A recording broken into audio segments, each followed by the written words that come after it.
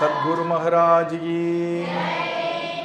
சிவபதியான பகவான் ஸ்ரீ மாதுரி சகி சமேத பிரேமிகவரத டாக்கூர்ஜியுடைய அனுகிரகத்தினாலேயும் நம் அருமை குருநாதர் மகாரண்யம் ஸ்ரீ ஸ்ரீ முரளிதர சுவாமிகளுடைய கிருபையினாலேயும் பாகவத மகாபுராணம் என்று சொல்லக்கூடிய அந்த சாஸ்திரம், அதில் 2வது ஸ்கந்தம் முதல் 2 அத்தியாயங்களை பார்த்துன்னு வந்துட்டுருக்கோம். இந்த 2வது ஸ்கந்தத்திலேருந்து தான் சுகமுனி பரீட்சத்துக்கு நேர உபதேசம் பண்ணுறார்.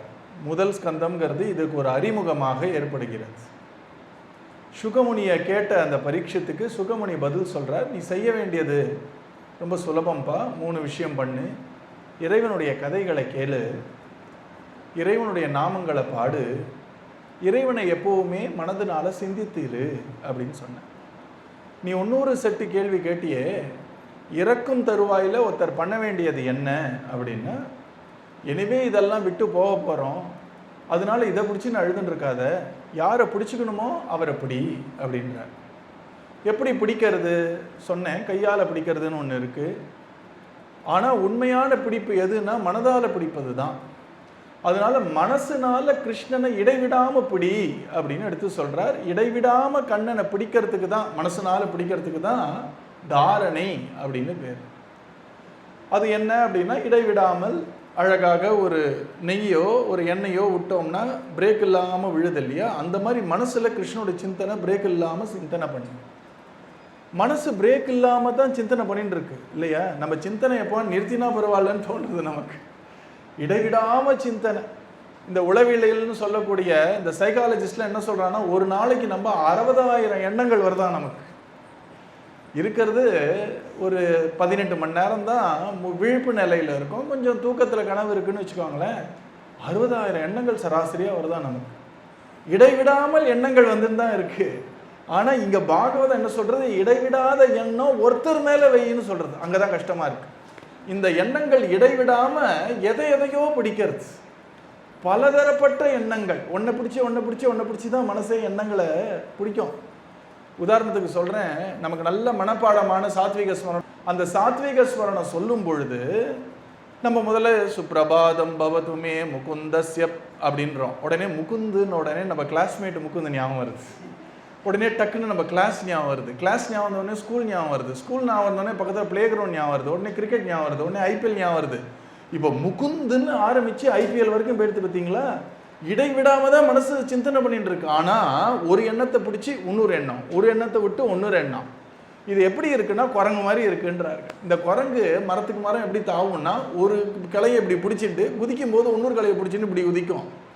அந்த மாதிரி மனசு ஒரு எண்ணத்தை பிடிச்சி இன்னொரு எண்ணம், இன்னொரு எண்ணத்தை பிடிச்சி இன்னொரு எண்ணம், இன்னொரு எண்ணத்தை பிடிச்சி இன்னொரு எண்ணம், ஒரு எண்ணத்துக்கு இன்னொரு எண்ணத்துக்கு ஒரு சின்ன சம்பந்தமாக இருக்கா மாதிரி இருக்கே தவிர, நம்ம சொல்லக்கூடிய முகுந்தருக்கும் கிருஷ்ணனுக்கும் ஐபிஎலுக்கும் என்ன சம்பந்தம்? அதனால அவர் சொன்னார், மனதோடைய இயற்கை பாது. முதல்ல எடுத்த உடனே மனமே இனிமேல் நீ சிந்தனையே பண்ணக்கூடாது அப்படின்னு சொன்னோன்னா அதை பற்றி சிந்திக்க ஆரம்பி. எப்படி சிந்தனை பண்ணாமல் இருக்கிறது? ஒரு சிந்தனை இப்படி இருக்க முடியலையே, அடுத்த சிந்தனை. சில பேர் அப்படி இருக்கார்களோ, இன்னொரு சிந்தனை. இதை பிடிச்சி இன்னொரு சிந்தனை லிஸ்ட்டு ஓடுது பாருங்க. சுகமுனி அழகாக ஒரு ஆச்சரியமான ஒரு விஷயத்தை சனாதன தர்மம் தான் இப்படி காட்ட முடியும். அது என்ன சொல்கிறது, நீ ஒன்றை விட்டு ஒன்று பிடிச்சிட்டே போகிற இல்லையா, பிடிச்சிக்கக்கூடிய அத்தனையும் ஒரு நூல் கோத்தா மாதிரி ஒத்தரையே தான் பிடிச்சிட்டு இருக்கோன்ற அடிமனசில் ஒரு எண்ணம் வந்துருதுன்னா கொஞ்சம் கொஞ்சமாக இந்த பலவரப்பட்ட சிந்தனைகள் போயிடும்னு ஒரு பிளான் போட்டார் அவர். அதனால அவர் என்ன சொல்கிறார், மனசு எதை பற்றி சிந்திக்க முடியும்னா உலகத்தை பற்றி தானே சிந்திக்க முடியும், உலகத்தில் நடக்கக்கூடிய நடப்பை பற்றி தானே சிந்திக்க முடியும். இது அத்தனையுமே பகவானுடைய உடல்னு நினச்சிக்கோ. அப்படி நினச்சிட்டோன்னா இப்போ என்ன சிந்தனை வந்தாலும் சச்சா அதை நான் ஏன் சிந்தித்தேன் அப்படின்னு அனாவசியமாக இன்னொரு சிந்தனைக்கு இடம் கொடுக்காம, மனசு மேகத்தை பார்த்துதா கிருஷ்ணனுடைய முடின்னு நினச்சிக்கோ, மனசு கடல்களை பார்த்துதா கிருஷ்ணனுடைய நாடின்னு நினச்சிக்கோ, மனசு மலைகளை பற்றி சிந்தனை பண்ணுறா கிருஷ்ணனுடைய எலும்புன்னு வச்சுக்கோ, மனசு சூரியனை பற்றி சிந்தனை பண்ணுறா கிருஷ்ணனுடைய கண்ணுன்னு நினச்சிக்கோ. இந்த மாதிரி மனசு ஏதோ ஒரு ஆசையை வச்சுன்னு சிந்தனை பண்ணா கிருஷ்ணனுடைய கீழ் ஓடுதுன்னு நினச்சிக்கோ.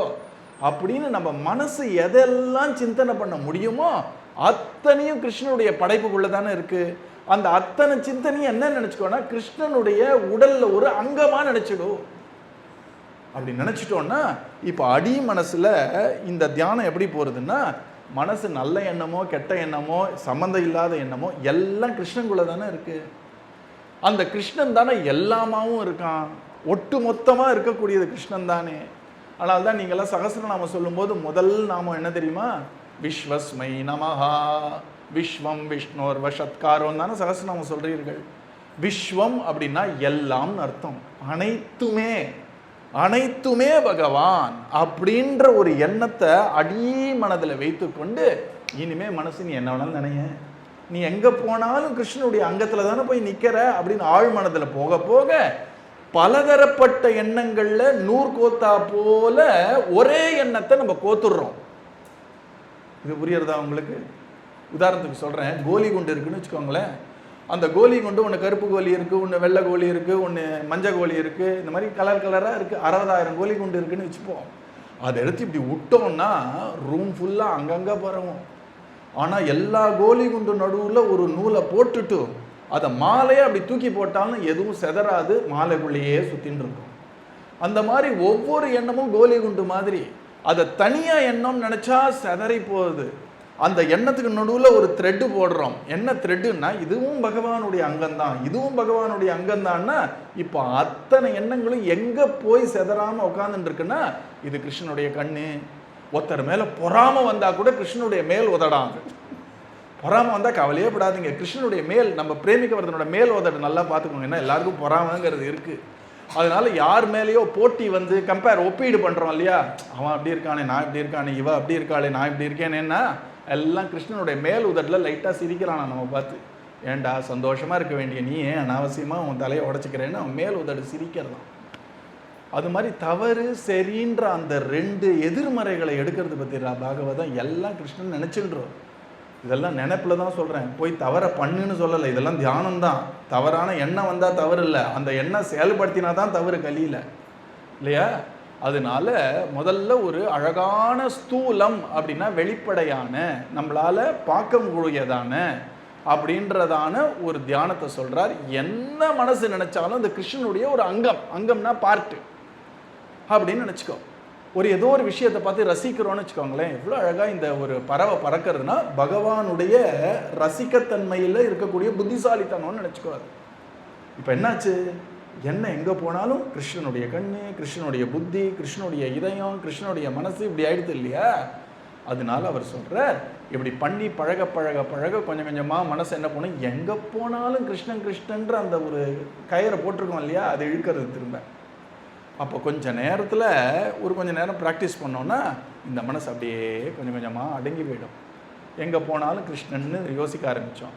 இப்போ இங்கே அடங்கின மனசுக்கு உண்மையான கிருஷ்ணனுடைய சூக்ஷ்மமான ரூபமான கிருஷ்ணனுடைய அழகான ரூபம் இருக்கு இல்லையா, பர்கா பீடம் நடவரவ புகுன்னு இருக்கான், கையில் குழலை வச்சுட்டு தலையில் மயில்பீலி வச்சுட்டு, அந்த ரூபத்தை இனிமே நம்மளால் தியானம் பண்ண முடியுன்ற. முதல்ல எடுத்த உடனே கிருஷ்ண ரூபத்தில் போட்டோம்னா தியானம் வராது. மனசு எங்கே வேணாலும் போட்டோம், அதுதான் கிருஷ்ணன். இப்போ மனசு எங்கே போனாலும் கிருஷ்ணன் கிருஷ்ணன் சொன்ன உடனே இந்த மனசு பிசாம ஆன உடனே இப்போவா நான் கிருஷ்ணகிட்ட காட்டுறேன், உடனே உண்மையான கிருஷ்ணனை காட்டுறேன் அப்படின்னு திருப்பி மனசை இழுத்து இந்த ரூபத்தில் செலுத்த முடியும். அழகான ஒரு யமுனை நதி, யமுனை நதி பக்கத்தில் ஒரு சின்ன காடு, அதில் அழகான ஒரு மரம், கதம்பம்னு ஒரு மரம் இருக்குது, கருப்பாக இருக்கும் அந்த மரம். அந்த மரத்துக்குள்ள அப்படி கிருஷ்ணன் லைட்டாக சாஞ்சின்னு இருக்கான். அவன் நல்ல நீல மேகமாக இருக்கக்கூடிய கலரில் இருக்கான், நல்ல ஒரு நீல வர்ணனான பகவான். அவன் அந்த யமுனை கரையிலேருந்து காற்றடிக்கும் போது அவனுடைய சுறுசுருளான அந்த முடிகள் அப்படி பறக்கிறது. அவன் நல்ல கான்ட்ராஸ்ட் மாதிரி, இப்போ நல்ல டார்க் கலர் டிஷர்ட் போட்டோன்னா மேலே ஒரு வஸ்திரம் என்ன இருக்கணும், நல்ல பிரைட்டாக இருக்கணும்ல. பகவான் என்ன பண்ணானா, நல்ல தங்க கலரில் ஒரு மேலே ஒரு ஷால் போட்டுருக்கானா, அதுக்கு தான் பீதாம்பரம்னு பேர். அவன் கண்களில் எப்பவும் கருணை இருக்குது, காது வரைக்கும் நீண்ட அழகான கண்கள், நல்ல கூர்மையான மூக்கு. அவனுடைய கபோலம் எப்படி இருக்கும், கபோலம்னா கண்ணம்னு அர்த்தம். அவன் கண்ணம் எப்படி இருக்கும்னா கண்ணாடி மாதிரி இருக்குமா. இந்த கண்ணன் பக்கத்தில் போய் அப்பப்போ நம்ம ராதாதேவி என்ன பண்ணுவாளாம், தன்னுடைய பொட்டை சரி பண்ணிப்பாளாம் அவன் கண்ணத்தை பார்த்து, அவ்வளோ பளபளன்னு இருக்குமா. அப்படி அழகான ரவுண்டாக ஒரு கழுத்து இருக்குது, அதில் 3 லைன் இருக்கும் பகவானுக்கு சங்கு மாதிரி. அப்புறம் நல்ல அகன்றமான இந்த ஒரு மார்பு, நல்ல ஒரு வக்ஷஸ்தலம்னு சொல்வார்கள். அதில் அவனுடைய வல மார்பில் அழகாக ஒரு தங்க ரேக்குக்கு ஒரு சின்னம் இருக்கான், அங்கே தான் லக்ஷ்மி தேவி உட்காருவாளாம். அதுக்கு ஸ்ரீவத்சம்னு பேர். ரொம்ப அழகான நீண்ட கைகள், அதில் அழகாக ஒரு குழலை வச்சுருக்கான். அந்த ஒரு தியானத்தை எப்போ நம்மளால பண்ண முடியும்னா, மனம் போன போக்கு எல்லாமே கிருஷ்ணன் அவனுடைய அங்கம் தான் அப்படின்னு சொல்ல சொல்ல மனசு கொஞ்சம் அடங்கின அப்புறம் அழகான பகவானுடைய உண்மையான நிரந்தரமான சாஸ்வதமான இந்த ரூபமாக இருக்கக்கூடிய அந்த ஒரு முரளிதரன் சொல்லக்கூடிய பகவானுடைய ரூபத்தை உன்னால் தியானம் பண்ண முடியும்னு எடுத்து காட்டுறார். அவர் சொல்கிறார், இப்படி நீ இந்த ஒரு மனசை அடக்கிட்டு இந்த தியானத்தை பண்ணிகிட்டே இருந்தேன்னா எப்படி பண்ணணும்னு சொல்கிறார். பகவானை முழுக்க முதல்ல தியானம் பண்ணிவிட்டு அப்புறம் பகவானுடைய காலை மட்டும் தியானம் பண்ணுமா. அதனால தான் குருநாதர் மாற்றி வைத்த பாதங்களில்னு ஒரு மதுரை கீதத்தில் அந்த பாதத்தை மட்டுமே தியானத்தை நமக்கு சொல்லித்தரார்.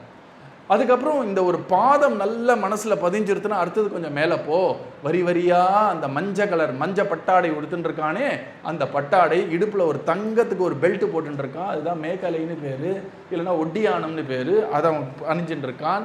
அதுக்கு மேலே பகவானுடைய திருவயருன்னு சொல்லக்கூடிய வயர், அதுக்கப்புறம் அவனுடைய அழகான புஜங்கள், அதில் 2 கை வச்சுருக்காங்கன்னா பிட்டு பிட்டாக ஒன்றா பார்க்கணும். இந்த ஒரு கையை ஒரு கொஞ்சம் நேரம் தியானம், இந்த கையை கொஞ்சம் நேரம் தியானம், அவன் கழுத்தை கொஞ்சம் நேரம் தியானம், அவன் மூக்கை கொஞ்சம் நேரம் தியானம், அவனுடைய சிவந்த உதடுகளை கொஞ்சம் நேரம் தியானம், அவன் கண்ணத்தை கொஞ்சம் நேரம் தியானம், கண்ண தியானம், அப்புறம் நெத்தியில் அழகான கஸ்தூரி திலகம் விட்டுருக்கான், நல்ல சுறுசுறுலான கேசங்கள், மேலே ஒரு பாதி கிரீடம், அதுக்கு மேலே மயில்பீலின்னு இங்கே பாதத்துலேருந்து ஆரம்பித்து கொஞ்சம் கொஞ்சமாக கிருஷ்ணனை தியானம் பண்ணிகிட்டே வா.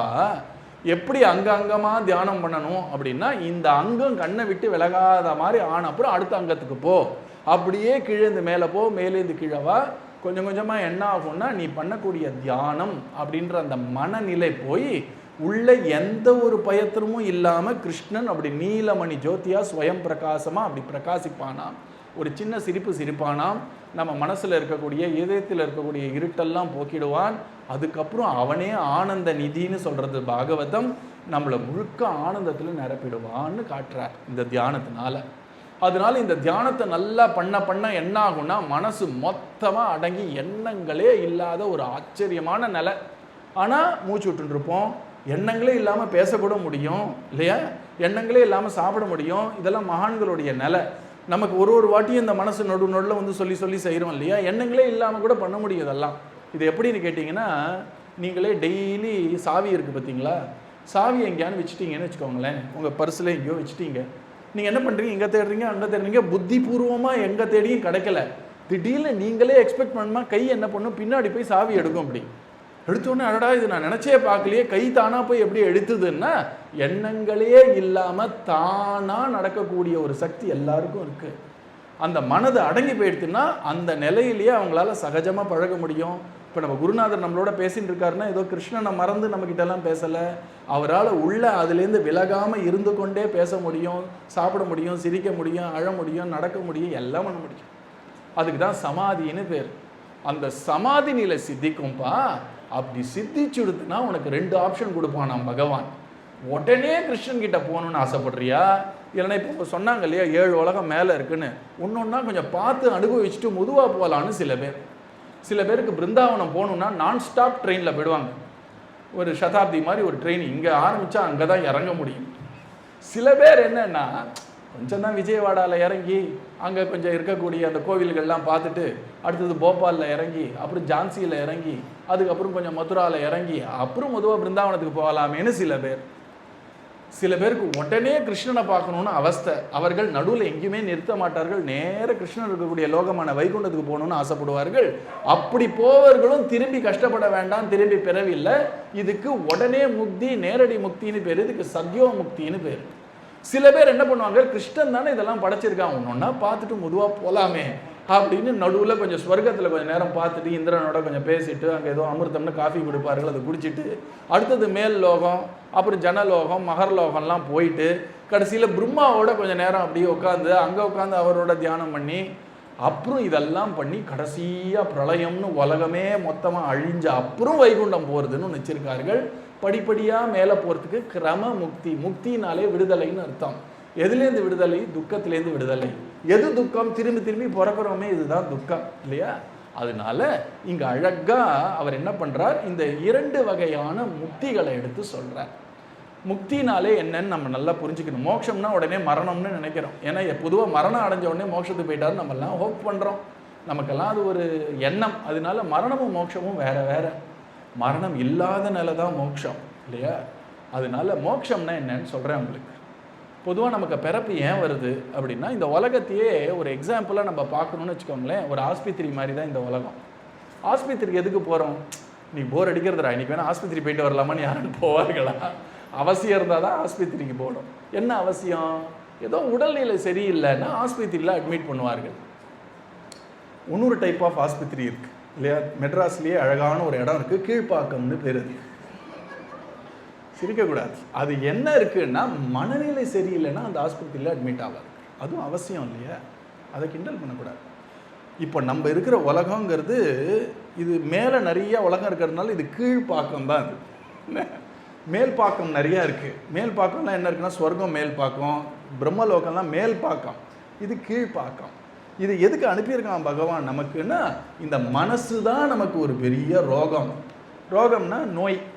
இந்த மன நோய்னு சொல்கிறோம் இல்லையா? மனம் ஈக்குவல்ஸ் நோய். இந்த மனசு போயிடுதுன்னு வச்சுக்கோங்களேன், அந்த மனசை அடக்கிட்டோன்னு வச்சுக்கோங்களேன், அப்போ தான் நம்ம திருப்பி ஆரோக்கியமாக ஆறோம் ஆன்மீக ரீதியாக. ரைட்டா? அதனால பகவான் என்ன பண்ணுவான், இந்த மனமாகிய நோய் அது சரியாகிற வரைக்கும் திரும்ப ஹாஸ்பிட்டல் போயிட்டு தான் வரணும் இல்லையா? இல்லையா? அந்த டாக்டர் டிஸ்சார்ஜ் நோட்டீஸ் கொடுக்குற வரைக்கும் நம்ம ஹாஸ்பிட்டலில் தான் இருந்தாகணும். இந்த ஹாஸ்பிட்டல் என்ன மாதிரி ஹாஸ்பிட்டல்னா, உடல் சம்மந்தப்பட்டது கிடையாது, மன சம்மந்தப்பட்ட ஹாஸ்பிட்டல். அதனால பகவான் பார்க்குறான், இந்த நோய் தீர்ற வரைக்கும் இந்த ஹாஸ்பிட்டலில் தான் இருக்கும். இப்போ இதே ஹாஸ்பிட்டல் நினச்சி பாருங்கள். போனோன்னா ஒரு 100 இன்ச்சு டிவி இருக்குது, மெத்த செம்மையாக இருக்குது, ஏசி சூப்பராக இருக்குது, ஒரு பெல் அமுக்கினா டக்கு நம்ம கேட்குறதெல்லாம் கொடுக்குறான். இந்த மாதிரி ஒரு ஹாஸ்பிட்டல் இருந்ததுன்னா எவனாவது ஹாஸ்பிட்டல் விட்டு வெளில வரலான்னு தோணுமா அவனுக்கு? அப்பப்போ ஊசி குத்தினா தான் ஐயோ இந்த ஹாஸ்பிட்டலே வேண்டான்னு தோணும் இல்லையா? அதனால நமக்கு சுகத்தையும் துக்கத்தையும் நம்ம கர்ம ரீதியாகவே நம்ம ஏற்கனவே பண்ணதோட பலனாகவே பகவான் கொடுக்கறதே எதற்காகன்னா, இந்த ஹாஸ்பிட்டல்லேருந்து ஒரு விடுதலை வேணுன்ற எண்ணம் எப்போ வரும்னா, அப்பப்போ நர்ஸு வந்து ஒரு ஊசி குத்தினா தான் வரும். அந்த ஊசி குத்தர் தான் நமக்கு வரக்கூடிய துன்பங்கள், இன்னல்கள். ஆக்சுவலாக நமக்கு இன்ப துன்பங்கள் மாறி மாறி வருது. பகவான் ஏதோ துன்பத்தை நீ துன்பப்பட்டாகணும்னு நம்ம தலையில் கட்டலை, நம்ம முன்வினையுடைய ஒரு பலனாக தான் இந்த துன்பத்தை கொடுக்குறானே தவிர அவனாக இஷ்டப்பட்டெல்லாம் இதெல்லாம் கொடுக்கல. அந்த துன்பமும் எதற்காக கொடுக்குறான்னா, யாருக்காவது அடடா இவ்வளோ கஷ்டமாக இருக்கே, இந்த இடத்துலேருந்து வெளில போகிறதுக்கு என்ன வழின்னு தோணாதான்னு ஆசைப்பட்டு கொடுக்குறான். அப்படி கொடுக்கும் பொழுது மனமாகிய ஒரு நோய், இந்த உலகத்தை நோக்கியே ஓடக்கூடிய மனத்தை கொஞ்சம் அப்படி திருப்பி பகவானுடைய அற்புதமான கோமளமான தாமரை சரணங்களை திருப்பி அதில் நிறுத்திட்டோம்னா, அப்போ என்ன பண்ணுவார்னா, இனிமேல் உனக்கு இந்த ஹாஸ்பிட்டல் சிகிச்சை தேவையில்லை, நீ கிளம்பு, என்கிட்ட வா அப்படின்னு டிஸ்சார்ஜ் கொடுத்தா வீட்டுக்கு வந்துடுறோம். அந்த வீடுங்கிறது எது அப்படின்னா, வைகுண்டம்னு சொல்லக்கூடிய கிருஷ்ணனுடைய உலகம்தான் வீடுன்னே பேர். தமிழ்லேயே இன்பம், அறம், பொருள், இன்பம், வீடுன்னு சொல்கிறோம் இல்லையா? ஹாஸ்பிட்டலுங்கிறது வீடு கிடையாது. அப்போ கிருஷ்ணனுடைய இடம்தான் நமக்கெல்லாம் வீடு. ஆனால் தான் குருநாதர் பாடும்போது, பிருந்தாவனமே எந்தன் ஊர், கோலோகமே என் பூர்வீகம் அப்படின்றார். அவர் ஆசைப்பட்டு டாக்டராக நம்மளுடைய ஹாஸ்பிட்டலுக்கு வந்திருக்கார். நம்ம பேஷண்ட்டாக உட்காந்துட்டுருக்கோம். நமக்கும் குருநாதருக்கும் என்ன ஒரு சம்மந்தம்னா, டாக்டர் பேஷண்ட் சம்மந்தமும் இருக்குது, இல்லைன்னு சொல்ல முடியாது. நிறைய சம்மந்தம் இருக்குது. ஒரு அப்பா குழந்தை சம்பந்தம், இல்லைன்னா அம்மா குழந்தை சம்பந்தம், நண்பர் சம்பந்தம், இதெல்லாம் ஸ்பெஷல் சம்பந்தம். பொதுவான சம்பந்தம் எல்லாருக்கும் என்னன்னா, டாக்டர் பேஷண்ட். அந்த டாக்டர் சில சமயம் நமக்கு அழகாக ஸ்வீட்டு கொடுப்பார், சில சமயம் ஊசியை குத்துவார். ரெண்டுமே எதற்காகனா, நம்ம குணமாகணுங்கிறதுக்காக தான். நம்மளுடைய குணமாகுதுன்னா என்ன அப்படின்னா, நம்ம மனதில் இனிமேல் அனாவசியமான லோக விஷயமான ஆசைகள்லாம் மொத்தமாக போகிற வரைக்கும் நம்ம குணமாக மாட்டோம். அதை கொஞ்சம் கொஞ்சமாக பதப்படுத்துகிறார் அந்த குருநாதர். அப்பப்போ சுகத்தை கொடுத்து பதப்படுத்துகிறார். சுகத்தை கொடுக்கும்போது நம்ம எப்படி இருக்கணும்னா, நன்றியோடு இருக்கணும். சௌக்கியமாக வச்சுருக்காரு குருநாதர்னா ட்ரீட்மெண்ட் ஒழுங்காக நடக்கிறது. துக்கத்தை கொடுக்கும்போது உலகம்னா இவ்வளோதான் போல இருக்கே, நம்ம டியூட்டியை பண்ணிவிட்டு இனிமேல் திருப்பியே பிறக்கக்கூடாதுன்னு ஒரு எண்ணம் வந்துருத்துன்னா ட்ரீட்மெண்ட் சரியாக நடந்துட்டுருக்கு. அது குருநாதருடைய வேலை. இதை தான் ஆழ்வார் ரொம்ப பிடிச்ச பாசுரம் எனக்கு. ஆழ்வார் சொல்கிறார், எனக்கும் பகவானுக்கும் என்ன அப்படின்னா, எனக்கு நிறையா கஷ்டம் கொடுக்கும்போது நிறையா பேர் வந்து சொல்கிறார்கள் என்கிட்ட, பகவானோட பக்தனை வந்து இவ்வளோ கஷ்டப்படுறியேன்னா அதுக்கும் ஒரு பிரயோஜனம் இருக்குன்னு எனக்கு நல்லா புரியுறது. என்னை பதப்படுத்துறதுக்கு தானே இந்த கஷ்டத்தையும் கொடுக்குறார்.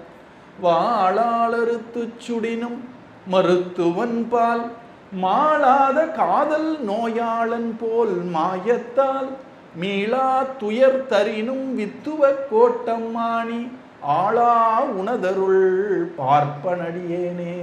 இது ஒரு ஆழ்வார். ஆச்சரியமாக ஒன்று சொல்கிற, நான் இருக்கிறது ஒரு ஹாஸ்பிட்டல், எனக்கு டாக்டர் யாருன்னா என் பெருமாள். வித்துவட்கோடுன்னு ஒன்று இருக்குது, கோஷ்டிபுரம்னு. அந்த வித்துவக்கோடு வித்வத் கோஷ்டிபுரம்னு ஒரு ஊர், அது கேரளத்தில் இருக்குது. இந்த ஆழ்வாரும் கேரள பிரதேசத்தை சேர்ந்த ஒரு ஆழ்வார். அவர் சொல்கிறார், என்னை வந்து ஒரு ஹாஸ்பிட்டலில் நான் போய் சேர்த்தேன். என்ன அப்படின்னா டியூமர்னு சொல்லுவாங்க தெரியுமா, அதாவது ஒரு கண்ட்ரோலாக இல்லாமல் வளர்ச்சி திடீர்னு வந்துடுதுன்னு வச்சுக்கோங்க, அதுக்கு டியூமர்னு பேர். அந்த டியூமரை ஆப்ரேட் பண்ணி தான் எடுக்கணுங்கிறதுக்காக ஹாஸ்பிட்டலில் சேர்க்கிறார்கள். இந்த டியூமர் இப்போ உடல் டியூமர் இல்லை, என் ஆணவம்ன்ற ஒரு டியூமர் ஜாஸ்தி ஆகிட்டே போயிட்டு இருக்கு. ஒரு நாளும் நான்ற எண்ணம் தலைவிரிச்சு ஆடுறது. இதுக்கு ஒரு டாக்டர் வந்து அறுவை சிகிச்சை செய்தாதான் நான் சரியாவேங்கிறது நல்லா தெரியாது. எனக்கு அந்த நான்ற ஆட்டமோ எனதுன்ற ஆட்டமோ நீங்கினா தான் நிம்மதியாக இருக்க முடியும்னு தெரியாது. அதனால நானே என்ன பண்ணேன், இந்த டாக்டர்கிட்ட போய் என்னை கொஞ்சம் சரி பண்ணுங்கள் அப்படின்னு அவர் காலில் விழறேன். இதுதான் சரணாகதி பண்ணுறது. இப்போ நீங்கள் சொன்னீங்களே, குருநாதர்கிட்ட தன்னை ஒப்புவிக்கிறது. ஏன்னா நம்ம நல்லதுன்னு நல்லா தெரிஞ்சு தான் ஒப்புவிக்கிறோம். உடனே குருநாதர் டெய்லி உனக்கு வெள்ளை பாயசம் தரேன், அவல் பாயசம் தரேன்னு உட்காந்தா ஒன்றும் டியூமர் ஜாஸ்தி தான் ஆகும். அப்பப்போ அவல் பாயசமும் கொடுக்கணும், அப்பப்போ கொஞ்சம் அறுவை சிகிச்சையும் பண்ணி ஆகணும். இது ரெண்டையும் அழகாக பண்ணுவார். ஆனால் அந்த அறுவை சிகிச்சை பண்ணக்கூடிய அந்த கஷ்டம் தெரியாமல் இருக்கிறதுக்கு மயக்க மருந்து கொடுக்குற மாதிரி ஒரு அழகான சத்சங்கத்தை அமைச்சு, அந்த சத்சங்கத்தில் நம்ம இருக்க உள்ள அறுவை சிகிச்சை நடந்துட்டு இருக்கு, ஆனாலும் அந்த வலி தெரியாமல் பார்த்துக்கிறார். ஆனந்தமாக கதை கேட்டுட்டு இருக்கோம், உள்ள கிருஷ்ணன் அறுவை சிகிச்சை பண்ணிட்டு இருக்கோம், குருநாதர் அறுவை சிகிச்சை பண்ணி இப்படி கேட்டுட்டு இருக்கீங்களே, நடந்துட்டு இருக்கு உள்ள ஆப்ரேஷன். ஆனால் அது ஏன் தெரியலன்னா, ஒரு மயக்க ஊசி கொடுத்துறாராம், வாளால் அறுத்து சுடினும் மருத்துவன் பால். உடனே எழுந்துக்கிறார், பார்த்த உடனே எல்லாம் குணமாயிடுத்து. உடனே மருத்துவரை பார்த்து, சார் என்னுடைய உடலில் ஒரு அங்கத்தை சூடு வச்சு வெட்டி எடுத்துறீங்களே சார், என்ன அநியாயம்னு கேட்கறது இல்லை, நான் பிழைச்சேனே, எனக்கு தெய்வம் சார் நீங்கன்னு கையை கூப்பிட்றோம் இல்லையா மருத்துவன் கிட்ட. மாறாத காதல் நோயாளன், அந்த ஒரு டாக்டர் கிட்ட நமக்கு அன்பு தான் ஜாஸ்தியாக இருது, என்னுடைய உயிரையே காப்பாத்தினியேன்னு.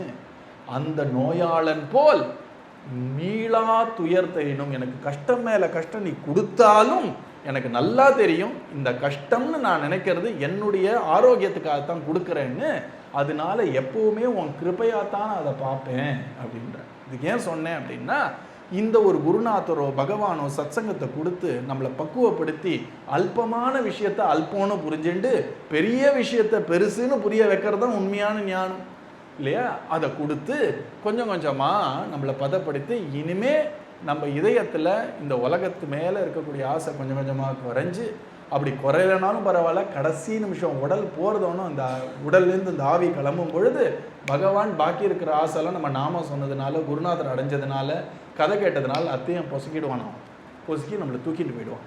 இது வந்து ஷார்ட்கட், இது பொது வழி கிடையாது, இது பொது வழி அல்ல அப்படின்னு ஒரு போர்டு இருக்கும் இல்லையா?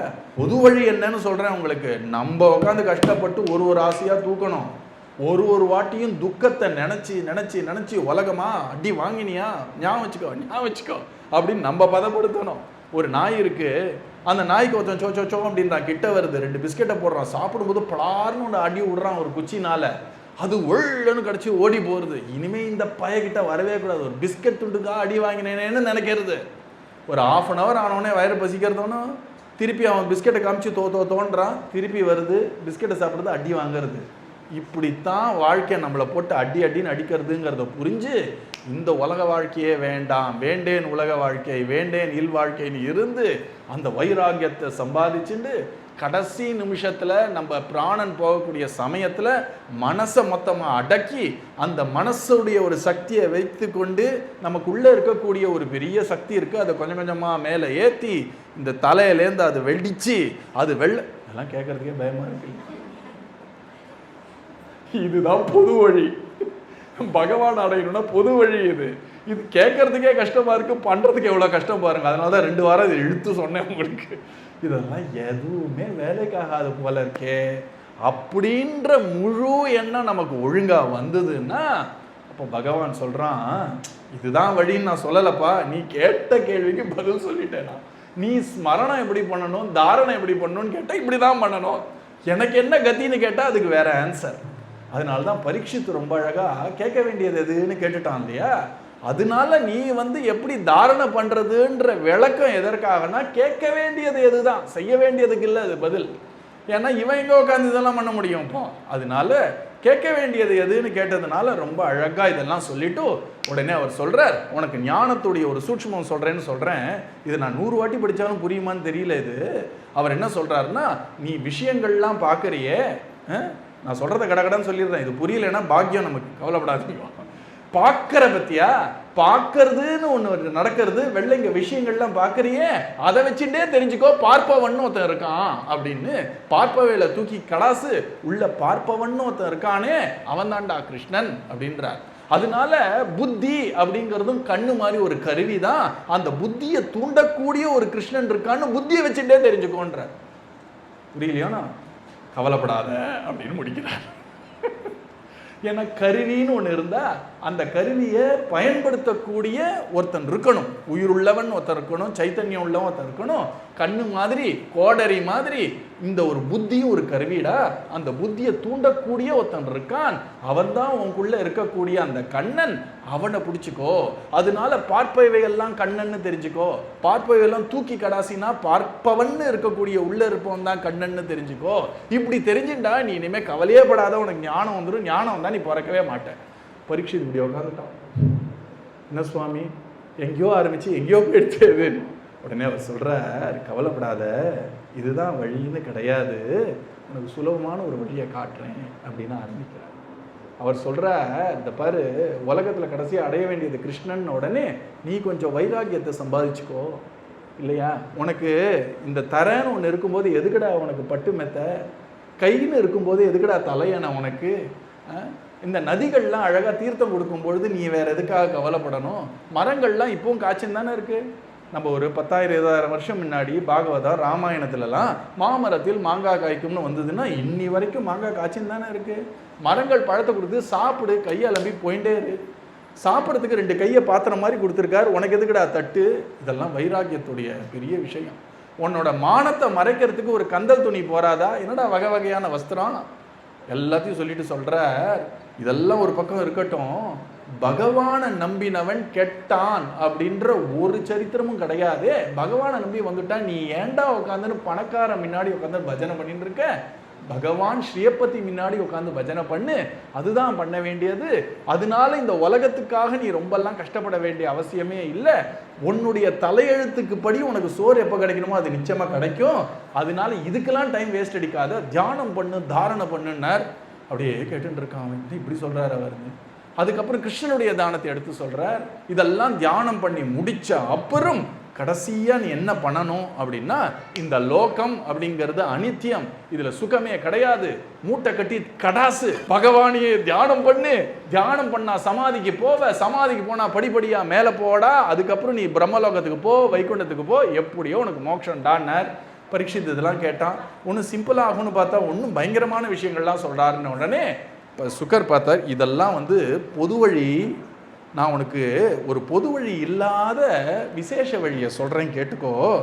இவ்வளவு கஷ்டப்பட்டு புரியறதுக்கே கஷ்டமாக இருக்கக்கூடிய ஞானத்தையும் யோகத்தையும் உன்னால் முடியலன்னு நீ சின்சியராக நம்பினா பண்ண வேண்டியது என்னன்னா, பிபந்தியே பகவத ஆத்மனசதாம் கதாமிருதம் ஸ்ரவணபுட்டே சுசம்பிருதம் புனந்தி தே விஷய விதூஷிதாஷயம் விரஜந்தி தச்சரண சரோருஹாந்திகம்.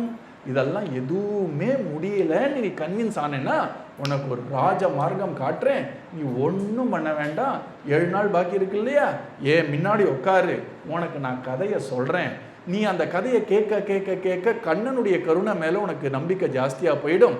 நான் இதை சாதிக்கிறேன், நான் அதை சாதிக்கிறேன்னு உலகத்தில் வேணால் அது ரொம்ப முக்கியமான விஷயமே தவிர, ஆன்மீகத்தில் கண்ணனோட கருணையை தவிர எனக்கு வேற எந்த சாதனமும் கிடையாதுன்னு நினைக்கிறது தான் புத்திசாலி தானோ.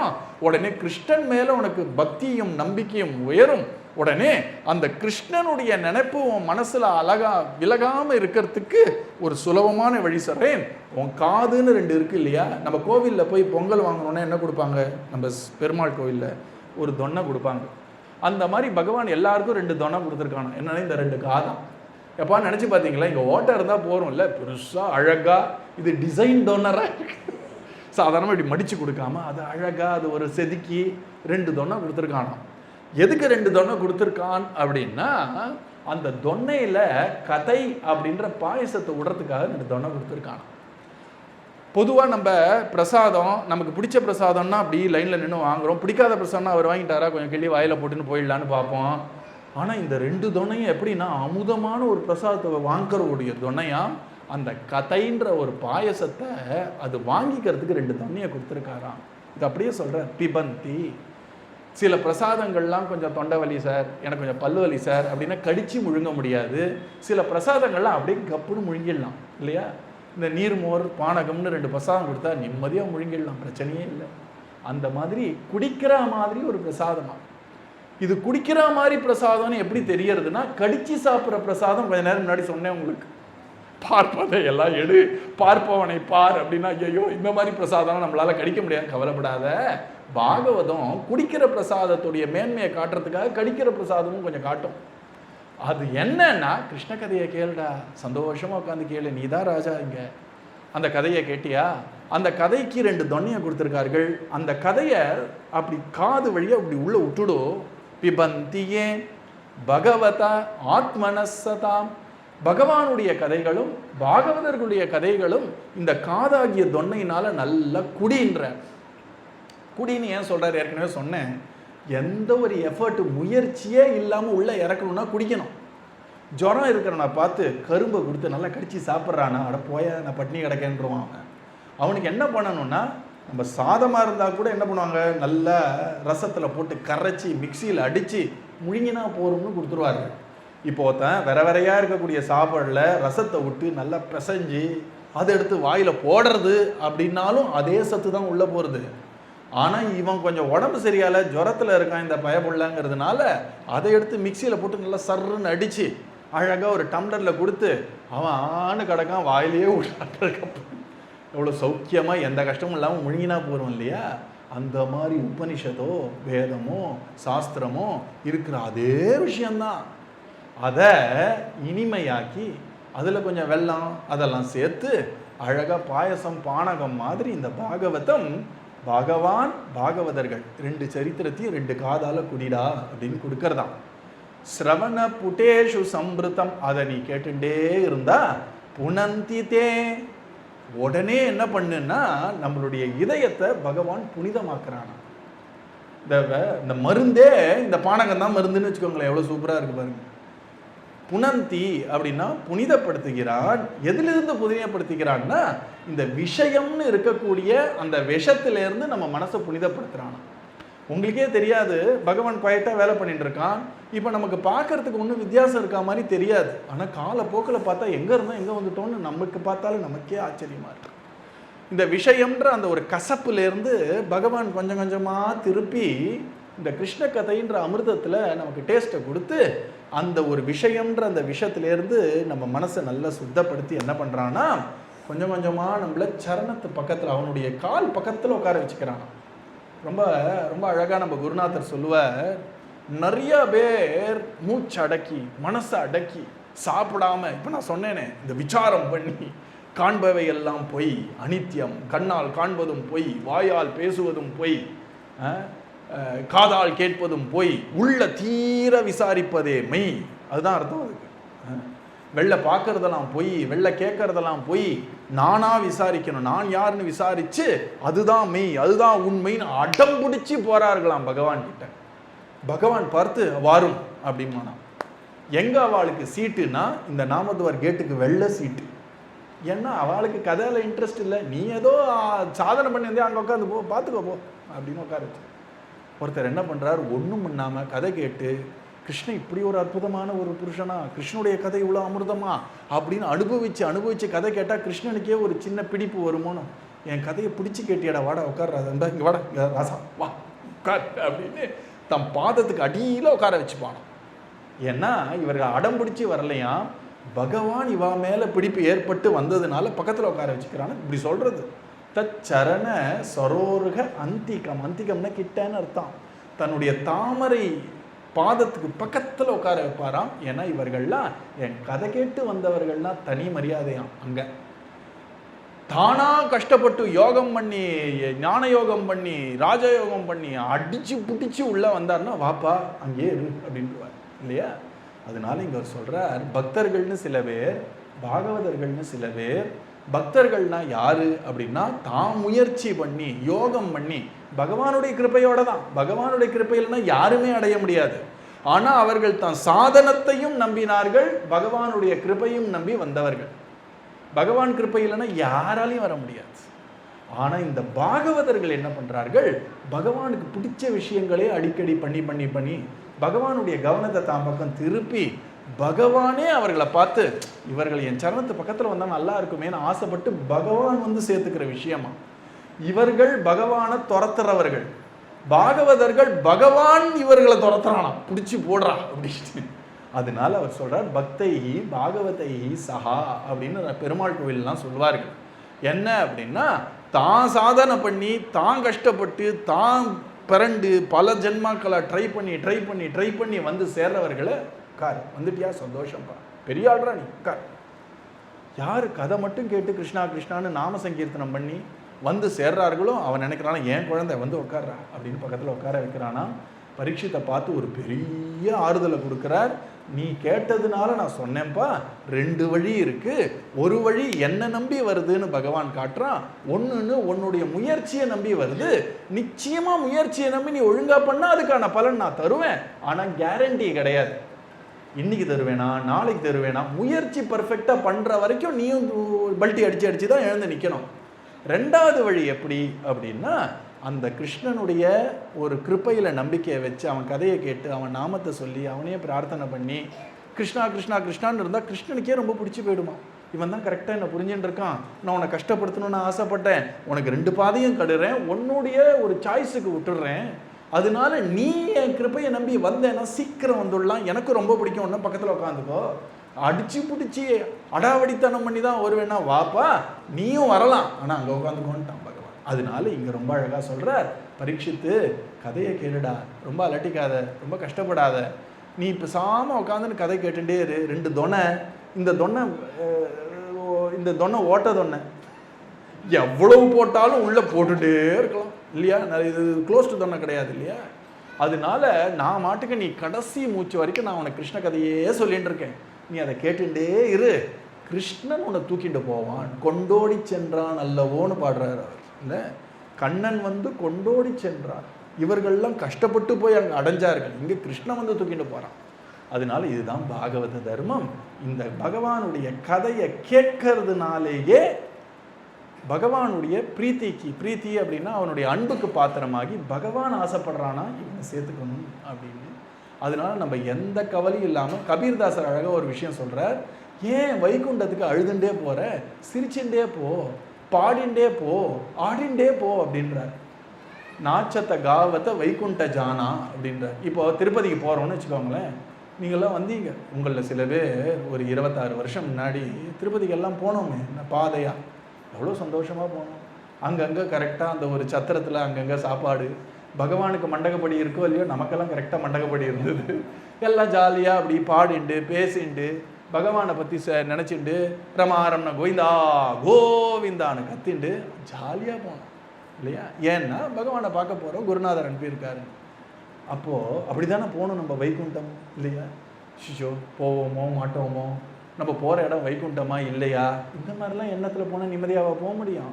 அதனால அவர் சொல்கிறார், நீ கதை கேட்க கேட்க நிச்சய புத்தி வந்துடும் உனக்கு, நமக்கு இல்லைன்னா வேறு யாருக்கு வைகுண்டம்னு எண்ணம் வந்துடும். அது திமிரா மாறாமல் பார்த்துக்கணும், அவ்வளோதான். கரெக்டாக அது மேலே போகும்போது ஒரு தட்டு அவரே தட்டுவார், தட்டினா திருப்பி நார்மலாக இருப்போம் நம்ம. அதனால அவர் சொல்கிறார், நீ கேட்க வேண்டியது கதை தான்ப்பா, அதனால செய்ய வேண்டியது என்னன்னு சொன்ன கதை, கேட்க வேண்டியது என்னென்ன கதை அப்படின்ட்டார். அதுக்கப்புறம் எதை ஜபம் பண்ணணும்னு கேட்டான் இல்லையா, நான் எதை ஜபம் பண்ணுங்கிறதுக்கு பதில் சொல்லி ஆகணும். அவர் சொல்கிறார், நீ எதை ஜபம் பண்ணணும்னு கேட்டுட்டப்பா, அதனால எது எது வேணுமோ அதை ஜபம் பண்ணணும் இல்லையா. இப்போ எனக்கு பணம் வேணும் அப்படின்னா அதுக்கு ஒரு மந்திரம் இருக்குது, அதுக்கு ஒரு தெய்வத்தை இருக்குது. இந்திரன் இருக்கான் பத்தியா, அவன் ஒன்று தருவான் உங்களுக்கு, சூரியன் உங்களுக்கு நல்ல கண் பார்வையை கொடுப்பான், அதுக்கு ஒரு தெய்வம் இருக்குது, அதுக்கு ஒரு ஜபம் இருக்குன்னு ஒரு பெரிய லிஸ்ட்டு கொடுக்குறார். என்ன கொடுக்குறாருன்னா, பிரம்ம வர்ச்சஸ்வ பிரம்ம வர்ச்சஸ் காமஸ்து யஜேத பிரம்மணபதிம். உனக்கு நல்ல பிரம்ம வர்ச்சஸ் அப்படின்னா என்ன அர்த்தம்னா, நம்ம சாஸ்திரத்துடைய சாரத்தை அப்படி மனசில் வச்சுட்டு அப்படி பளிச்சின முகம் ஆகணும்னா அதுக்கு ஒரு பிரம்மனான நம்ம பிரம்மாவை நீ தியானம் பண்ணு அப்படின்ற. இந்திரிய காமஸ்து அவர் சொன்னார் இல்லையா, இந்திரன்கிறவன் உங்கள் கையில் இருக்கான்னு, உங்களுக்கு நல்ல எல்லா புலன்களும் ஷார்ப்பாக இருக்கணும்னு வச்சுக்கோங்களேன். இந்திரனை நீ பூஜை பண்ணு, இந்திரனுடைய ஜபத்தை பண்ணு, இந்திரனை நீ பஜனை பண்ணு. அந்த இதுக்கு அது சொல்கிறார்.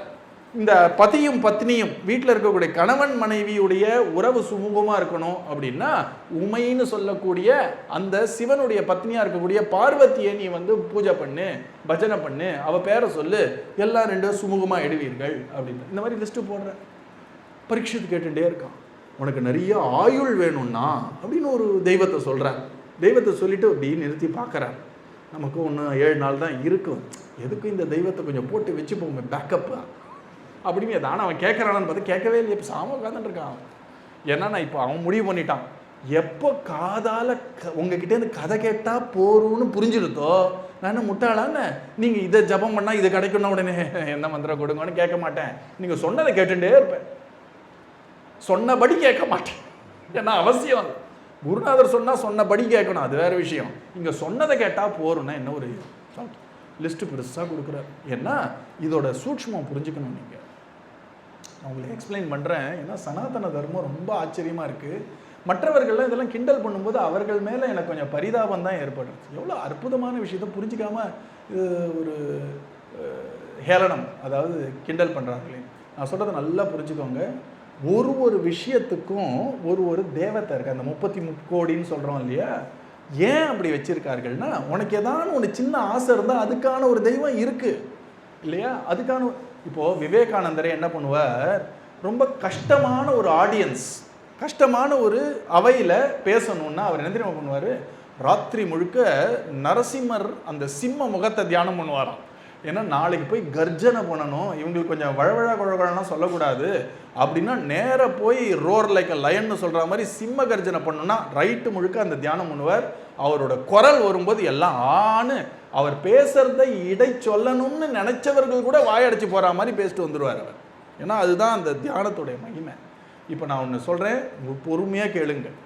ஒரு விஷயத்தில் நம்ம சக்ஸஸ் ஆகணும் அப்படின்னு ஆசைப்படுறோன்னு வச்சுப்போம். அந்த விஷயத்தில் நம்ம சக்ஸஸ் ஆகணும்னா என்ன பண்ணணும்னு ஒருத்தர் அழகாக படிப்படியாக சொல்கிறார். முதல்ல நமக்கு ஒரு எண்ணம் எழறது இல்லையா, அந்த எண்ணம் தான் செயலாக மாறுறது. கரெக்டு தானே? நம்ம நினைக்காதது தான் நம்ம செய்கிறோமோ. நம்ம தெரிஞ்சோ தெரியாமலோ உள்ள ஒரு ஆழ் மனதிலையோ இல்லைன்னா மேல் மனதிலையோ ஒரு எண்ணம் இருந்தால் தான் அது செயலாகும். எனக்கு தாகம் அடிக்கிறது, நான் தண்ணீர் அருந்த வேண்டும்னு ஒரு எண்ணம் வந்தால் தான் என்ன பண்ணுறோம், நேரம் எடுத்துன்னு போய் தண்ணி குடிக்கிறோம் இல்லையா.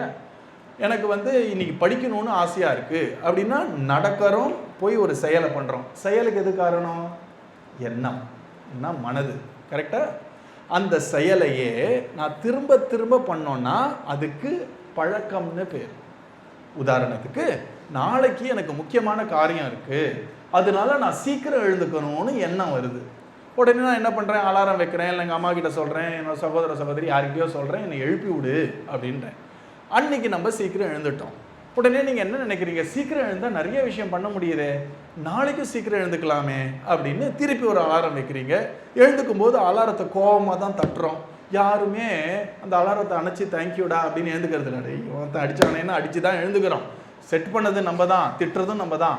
வாழ்க்கையில் என்ன பிறவி வந்தாலும் அலாரம் கிளாக் பிறவி மட்டும் வந்துடவே கூடாது நமக்கு. எழுந்துக்கிறோம். இதே ஒரு நாள் பண்ணுறோம், 2 நாள் பண்ணுறோம், இதையே திரும்ப திரும்ப பண்ணோன்னா ஒரு 2 மாதம் 3 மாதம் பண்ணும் பொழுது அது என்ன, அது பழக்கமாக இருக்குது. பழக்கம்னா என்ன அர்த்தம், நமக்கு விருப்பம் இருக்கோ இல்லையோ தானாக 4 மணிக்கோ 5 மணிக்கோ இல்லைன்னா அதிகாலை 8 மணிக்கோ எழுந்துடுறோம் நம்ம இல்லையா. அது பழக்கமாக இருக்குது. இந்த பழக்கமே என்ன ஆகுது, நம்மளுடைய குணமாக இருக்குது. இப்போ எங்கேருந்து ஆரம்பித்தேன், எண்ணம், எண்ணத்துலேருந்து ஒரு செயல், செயல்லேருந்து பழக்கம், பழக்கத்திலேருந்து குணம். இந்த குணம் தான் நம்ம எதிர்காலத்தை நிர்ணயிக்கிறது. ரைட்டா? பழக்கம்னா என்ன, சீக்கிரம் எழுந்துக்கிறார். குணம் என்ன, சோம்பேறித்தனம் இல்லாத உற்சாகமாக நம் காலங்காத்தால எழுந்து வேலை செய்யறதுன்னு குணமாக போயிடுது. இந்த குணம் என்ன பண்ணும், நம்மளுடைய எதிர்காலத்தை, நம்மளுடைய ஃபியூச்சரை, நம்ம தலைவிதியை அதுதான் நிர்ணயம் பண்ணும். இது எல்லாரும் ஒத்துக்கிற விஷயம், இது எல்லாருக்கும் புரிஞ்ச விஷயம். வெளிநாட்டில் இருக்கக்கூடிய மற்ற சமுதாயங்களை சேர்ந்தவர்கள்லாம் மனதாகிய எண்ணத்திலேருந்து ஆரம்பிக்கிறார்கள். எண்ணம் தான் உன் எதிர்காலத்தை நிர்ணயிக்கிறது. கரெக்டு தானே? நல்ல எண்ணங்கள் இருந்தால் நல்ல எதிர்காலம், தீய எண்ணங்கள் இருந்தால் கஷ்டமான எதிர்காலம், சோம்பேறித்தனம் இருந்ததுன்னா ஜீரோ எதிர்காலம். அதனால எண்ணம் தான் எதிர்காலம் ஆறுது. எதிர்காலத்தை ஆங்கிலத்தில் டெஸ்டினின்னு சொல்லுவாங்க இல்லையா? இப்போ சொல்லும் பொழுது அவர்களுக்கு எண்ணத்தை நான் அழகாக அதை வடிவமைக்கக்கூடிய திறன் அவங்களுக்கு தெரியலை. இது வரைக்கும் புரியறதா அவங்களுக்கு? எண்ணம் இருக்கு இல்லையா? இப்போ எனக்கு நல்ல எண்ணம் வேணும்னா என்ன பண்ண முடியும்? நம்ம கையில் இருக்கான்னு நல்ல எண்ணம் வேணும், நல்ல எண்ணம் வேணும், நல்ல எண்ணம் வேணும், நல்ல எண்ணெய் தான் வரும் இல்லையா? அதனால இப்போ நல்ல எண்ணங்கள்னா என்ன அர்த்தம்? இந்த எதிர்காலத்துக்கு இந்த எண்ணம் வரணும். நான் பணக்காரன் ஆகணும் அப்படின்னு ஒரு எண்ணம் வரணும்னு வச்சுக்கோங்களேன். உண்மையா இதயத்துலேருந்து வரணும். சும்மா பணக்காரன் ஆகமுள்ள என்ன பண்ணுறது? பணக்காரன் ஆகணும்னா அதெல்லாம் நடக்காது. அப்போ நான் பணக்காரன் ஆகணும்னா அதுக்கேற்ற மாதிரி எண்ணங்கள், அப்படின்னா முயற்சி வரணும், ரிஸ்க் எடுக்க தெரியணும், ஆப்பர்ச்சுனிட்டிஸ் என்ன சந்தர்ப்பங்கள்லாம் பார்க்கும்போது கரெக்டாக அதை பிடிக்க தெரியணும், புத்திசாலித்தனம் சாமர்த்தியம் இருக்கணும், எனக்கு இந்த பண விஷயத்தில் எதில் செலவழிக்கணும் எதில் சேமிக்கணுன்ற புத்தி வரணும். இதெல்லாம் என்னால் வடிவமைக்க முடியாது இல்லையா? அதுக்கு தான் முனிவர்கள் அழகாக ஒரு விஷயம் காட்டினார்கள், உபாசனைன்னு ஒன்று காட்டினார்கள். அப்படின்னா என்ன அர்த்தம் தெரியுமா? என் எண்ணத்தை மாற்றக்கூடிய திறன்கள் மந்திரங்களுக்கு உண்டு, என் எண்ணத்தை மாற்றக்கூடிய திறன்கள் என் வழிபாட்டு முறைக்கு உண்டு, என் எண்ணங்களை மாற்றக்கூடிய ஒரு திறன் ஒரு தேவதையுடைய ரூபத்துக்கு உண்டுன்னு கண்டுபிடிச்சார்கள். இப்போ நீங்களே அன்புமயமாக ஆகணும்னு ஆசைப்பட்டீங்கன்னு வச்சுக்கோங்களேன், என்ன பண்ணணும்னா நீங்கள் ஒன்றுமே பண்ண கோபக்காரனா நீங்கள் இருக்கலாம். கொஞ்சம் கொஞ்சமாக கிருஷ்ணனோட ரூபத்தை தியானம் பண்ண பண்ண பண்ண கிருஷ்ணனே அன்புமயமானவன் இல்லையா? காலப்போக்கில் நீங்கள் வேணும்னு நினச்சாலும் வேண்டாம் நினச்சாலும் மனசில் அன்புமயமான எண்ணங்கள் வரும், செயல்கள் அன்புமயமாக மாறும், பழக்கங்கள் அன்புமயமாக மாறும், குணம் அன்புமயமாக மாறும். உங்கள் எதிர்காலம் ஆனந்தமயமாக இருக்கும். நீங்கள் பேரன்புமயமாக வரணும்னு ஆசைப்பட்டீர்கள்னா ராதா கிருஷ்ணர் 2 பேரையும் சேர்த்து தியானம் பண்ணால் அப்படி ஒரு நிலை போயிடலாம் நம்ம. ரைட்டா? உங்களுக்கு ஒருத்தரை பார்த்தா பயப்படக்கூடாதுன்னு ஒரு எண்ணம் வந்ததுன்னா அதுக்கு ஒரு சாமி இருக்கார், நரசிம்மர்னு பேர்.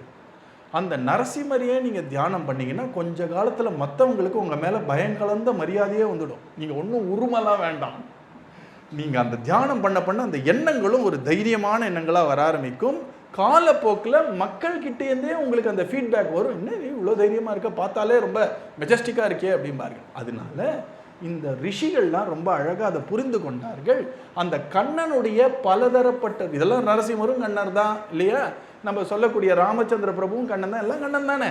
அந்த கண்ணனுடைய எந்த ரூபத்தினால எந்த எண்ணம் மேலோங்கும், எந்த எண்ணத்தினால செயல் ஏற்படும், எந்த செயல்னால பழக்கம் குணமாகி எதிர்காலம் மாறும்னு புரிஞ்சதுனால அந்தந்த தெய்வ ரூபத்தையும் அந்தந்த தெய்வ நாமங்களும் எப்பவும் இருக்கக்கூடிய விஷயங்கள் அதை எடுத்து சொல்லி, உனக்கு இது வேணும்னா அதை பண்ணு, நீ லக்ஷ்மியை பூஜை பண்ணு உனக்கு நிறைய ஐஸ்வர்யம் வரும், குபேரனை பூஜை பண்ணு உனக்கு நிறைய ஐஸ்வர்யம் வரும், இப்படிலாம் சொல்றது எதனாலன்னா குபேரனுக்கு ஒரு மந்திரம் இருக்கு.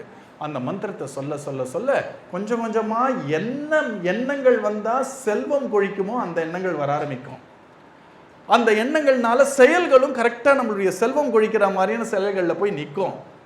அந்த செயல்கள் பழக்கமாகும், பழக்கமாகி குணமாயிடுச்சுன்னா நீங்கள் நினைக்கிறீங்களே இல்லையோ கரெக்டாக அதுதான் பார்ப்பீர்கள். நான் ஒரு உதாரணம் எப்பவும் சொல்கிற உதாரணம், நான் ஒரு நிறுவனத்தில் வேலை செஞ்சேன், இந்த காரெல்லாம் பண்ணக்கூடிய பார்ட்ஸ் நிறுவனம்.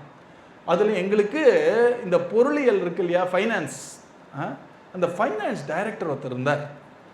அவர் எந்த அளவு என்ன உபாசனை பண்ணாரோ தெரியல, எல்லா இடத்துலையும் அவர் பணத்தை தான் பார்ப்பார். அவர் நீங்கள் சொன்னால் நம்ப மாட்டீங்க, ஒரு நாள் 5 நிமிஷம் லேட்டாக வந்தேன், ராம் நீங்கள் 5 நிமிஷம் லேட்டாக வந்திருக்கீங்க, உங்களுடைய ஆனுவல் சாரிலேயே அந்த 5 நிமிஷத்தை பிரித்து போட்டேன்னா 60 ரூபாய் லாஸ் ராம் அப்படின்றார். நானே இவ்வளோ கேல்குலேஷன் என் சம்பளத்தில் போட்டது கிடையாது, அவர் இவ்வளோ கேல்குலேட்டே பண்ணல, பட்டுன்னு வாயில் வருது அவருக்கு. அப்போ நினச்சி பார்த்தேன், சார் நீங்கள் நிச்சயமாக குபேரனையோ லக்ஷ்மியோ நிறைய உபாசனம் பண்ணியிருக்கீங்க, பார்க்குற விஷயத்துலலாம் பணம் தெரியுது. இது புரியுறதா? ஒரு வியாபாரின்னா அப்படி தான் இருக்கணும் இல்லையா? அவனுக்கு கல்லால் இன்னைக்கு வர வேண்டிய லாபம் வரலைன்னா தூக்கம் வரக்கூடாது. இன்னைக்கா 50 ரூபாய் தானே, போனால் பொருள் தூங்கினா அது 100 ஆகும், 150 ஆகும், மொத்தமாக 0 ஆகிடும். இந்த மாதிரி எண்ணங்களை சொல்லித்தர முடியாது. ஆனால் இந்த மந்திரங்களை ஜபம் பண்ண நம்மளுடைய மன நோக்கு இருக்கு இல்லையா, எண்ணங்கள் மாறும், எண்ணத்துடைய தரத்தை மாற்றும், அது செயலாக மாறும், குணமாக மாறும், பழக்கமாக மாறும், எதிர்காலம் மாற்றிடும். அதனால இங்கே சுகமுனி சொல்கிற, உனக்கு கண்ணில் ஒரு ஒளி வரணும்னா சூரியனை நீ உபாசனை பண்ணு, நல்ல ஷார்ப்பாக ஐஸ் வேணும்னா அதுக்கான தேவதை சூரியன். உனக்கு வாக்கு ரொம்ப நல்லா வரணும்னா அக்னியை உபாசனம். இப்படிலாம் சொல்லித்தர அதுக்கு ஒரு மெத்தட் இருக்கு. ஏன் இதெல்லாம் சொல்றாருன்னா, அவன் கேட்டான் இல்லையா, கிம் பஜனீயம், எதை நான் பஜிக்கணும், மனதாலும் வாக்காலும் உடல்னாலும் எதை நான் வழிபட வேண்டும்னா, உனக்கு என்ன வேணுமோ அதுக்கு ஏற்ற மாதிரி தானே வழிபடணும் இல்லையா? யாரானு நான் வந்து இப்போ ஒரு இன்ஜினியரிங் கோர்ஸ் போகணுங்கிறதுக்காக நீட் எக்ஸாம் ட்ரைனிங்கில் போய் உட்காருவார்கள். யார் நீட் கிளாஸுக்கு போவாங்க அப்படின்னா, மெடிக்கல் எக்ஸாம் யாருக்கு வேணும், மெடிசனில் யார் வந்து என்ட்ரன்ஸ் எக்ஸாம் எழுதணும்னு ஆசைப்படுறாங்களோ அவங்க நீட் எக்ஸாம் எழுதுறதுக்கான டுட்டோரியலில் போவாங்க. இன்ஜினியரிங் எக்ஸாமுடைய என்ட்ரன்ஸ் எக்ஸாம் எழுதணும்னு நினைக்கிறவங்க நீட் டுட்டோரியலில் உட்கார மாட்டாங்க. அவங்க ஐஐடிக்கோ இல்லைன்னா ஏதோ ஒரு ஆர்இசிக்கோ என்ஐடிக்கோ என்ன ட்ரைனிங்கோ அதில் போய் உட்காருவார்கள். அந்த மாதிரி உனக்கு என்ன வேணுமோ அதுக்கான ஒரு பஜனையை நான் உனக்கு காட்டுறேன். அதனால அவர் சொல்கிறார், நீ வந்து பஜனை பண்ண வேண்டியது எதுன்னா, எது எது வேணுமோ அதுக்கு இருக்குப்பான்னு லிஸ்ட்டு ஒன்றுன்னா சொல்லின்னு வராரா. எல்லாத்தையும் கேட்டு நான் சாமல் இருக்கான். சுகமுனி நினச்ச தேறிட்டான் பையன். சொன்ன உடனே டக்குன்னு எழுந்து போகல. பற்றியா, ஆயில் கொடுங்க சார், எழுதுங்க சார், நீங்களே எழுதி கொடுங்க சார், நான் தான் தப்பாக எழுதிட்டு எங்கேயான்னு 2 நாள் குறைஞ்சிட போகிறது என் ஆயுளில். எதுவும் கேட்கல, எல்லாம் இப்போ சாமி கேட்டுருந்தான். அப்போ பெரிய சீக்ரெட் ஒன்று கொடுக்குறார். அகா மகா சர்வ காமோவா மோக்ஷ காம உதாரதி தீவிரேன பக்தி யோகேன யஜேத புருஷம் பரம். உனக்கு நான் சொன்ன அத்தனைக்கும் அடையணும்னு ஆசைப்பட்டேன்னு வச்சுக்கோ. ஒன்னொன்னா அடையிறது இல்லை, ஆல் ஆஃப் த அபவ். அத்தனையும் வேணும் சார் எனக்கு. கல்வியா, செல்வமா, வீரமான அத்தனையும் வேணும் சார் எனக்கு அப்படின்னு நீ ஆசைப்பட்டா புத்திசாலி. இல்லை எனக்கு இதில் எந்த ஆசையுமே கிடையாது சார் அப்படின்னு நீ சொன்னாலும் ஒரு வழி இருக்கு. எனக்கு இது எதுலேயுமே ஆசை வேண்டாம் சார் அப்படின்னு நீ சொன்னாலும் ஒரு வழி இருக்கு. இது ஒன்னொன்றுல பெருசு இல்லையா? முதல்ல அத்தனையும் ஆசைப்பட்டு அத்தனையும் வேணும்னு ஆரம்பிப்போம். அதுக்கும் ஒரு வழியை சொல்கிறார்.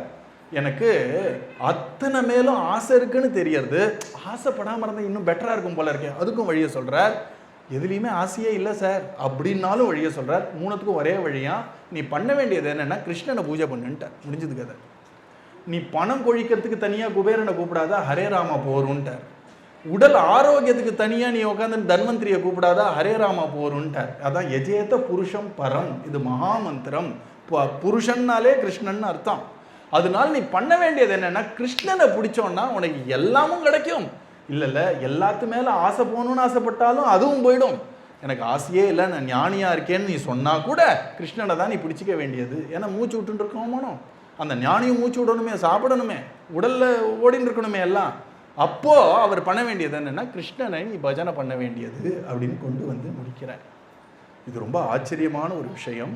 நம்ம கிருஷ்ணனை பூஜை பண்ண ஆரம்பித்தோம்னா நமக்கு என்ன தேவையோ அந்த மாதிரி எண்ணங்கள் அந்தந்த நேரத்தில் கரெக்டாக வருமா. இந்த பூஜையில் நம்ம பர்ஃபெக்ட் ஆனோம்னா, நாம மகாமந்திரம் சொல்லிகிட்டே இருந்தோம்னா நமக்கு பணம் வரணும் அப்படிங்கிறது நம்ம அவசியமாக இருந்தால் பகவான் அதுக்கு ஏற்ற மாதிரி எண்ணங்களை கொண்டு வந்து அதுக்கேற்ற மாதிரி செயல்படுத்தி பழக்கமாக்கி குணமாக்கி அதை நமக்கு எடுத்து கொடுத்துருவான்.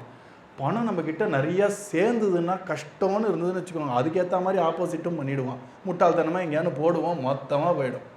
போகிறதும் நமக்கு நல்லதாக இருந்தால் அப்படி பண்ணுவான்.